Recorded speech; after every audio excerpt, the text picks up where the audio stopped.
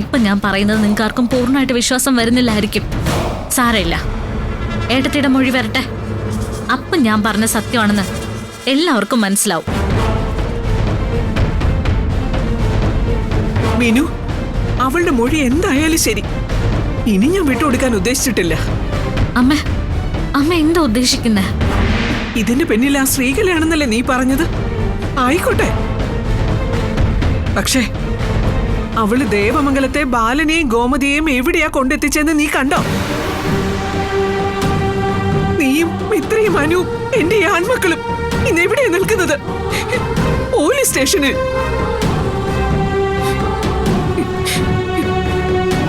ഈ അപമാനത്തിന് എനിക്ക് ജീവനുണ്ടെങ്കിൽ ഞാൻ കണക്ക് ചോദിച്ചിരിക്കും.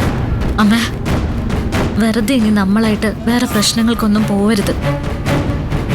ഏട്ടത്തിയുടെ മൊഴി വന്ന ഈ പരാതിയിൽ കഴമ്പില്ലെന്ന് പോലീസുകാർക്ക് മനസ്സിലാവും. ഈ കേസും അവസാനിക്കും.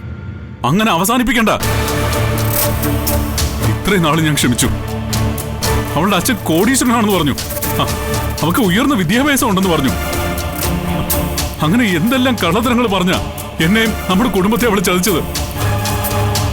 ഒരുപാട് കള്ളങ്ങളുടെ മുകളിലാ ഞങ്ങളുടെ കല്യാണം നടന്നത്. ഇന്ന് വരെ അതിനൊന്നും ഞാൻ നിയമപരമായി പ്രതികരിച്ചിട്ടില്ല. ഒരു മനുഷ്യൻ എന്ന നിലയിൽ എനിക്കുണ്ടായ വേദനകളൊക്കെ ഞാൻ എൻ്റെ ഉള്ളിലങ്ങ് സഹിച്ചിട്ടേ ഉള്ളൂ. പക്ഷെ ഇനി അങ്ങനെ പറ്റില്ല. ഇനി ഞാനതിന് പ്രതികരിക്കും, നിയമപരമായി തന്നെ. ആനന്ദേട്ടാ, ഏട്ടത്തി നിരപരാധിയാണ്. മീനു, നീ ഇപ്പൊ പറഞ്ഞ ആ നിരപരാധി ഏട്ടത്തിയുണ്ടല്ലോ, ആ ഏട്ടത്തിയുടെ പേരില ഇന്ന് നമുക്ക് ഈ നാണക്കേടുണ്ടായത്. ഏട്ടാ, നമ്മൾ ഇനി തിരിച്ച് കേസ് കൊടുക്കാനൊന്നും പോണ്ട. എങ്ങനെയെങ്കിലും ഈ കേസ് ഒന്ന് അവസാനിച്ച് കിട്ടിയാൽ മതി. പോണം, കേസിന് പോണം. ദേവി ഇനി എങ്ങനെ വേണമെങ്കിലും മൊഴി കൊടുത്തോട്ടെ. നമുക്ക് അനുകൂലമായിട്ടോ എതിരായിട്ടോ അത് നമ്മുടെ വിഷയമല്ല. നമുക്ക് അനുകൂലമായിട്ടായിരിക്കും ഏട്ടത്തിയുടെ മൊഴി. അതെന്തായാലും ഇനി എന്റെ തീരുമാനം മാറില്ല. എന്നെ ചതിച്ച ഈ കല്യാണം നടത്തിയത്. എന്നെ നമ്മുടെ കുടുംബത്തെ വഞ്ചിച്ച ആ ഉദയഭാനുവിനും അയാളുടെ ഭാര്യയ്ക്കും അയാളുടെ മകൾക്കും എതിരെ ഞാൻ കേസിന് പോവും.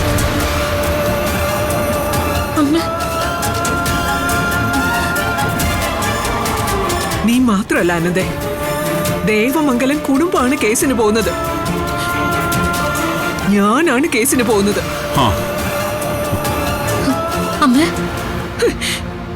ഈ കാര്യത്തിൽ നീ ഇനി ഒന്നും പറയണ്ട മീനു.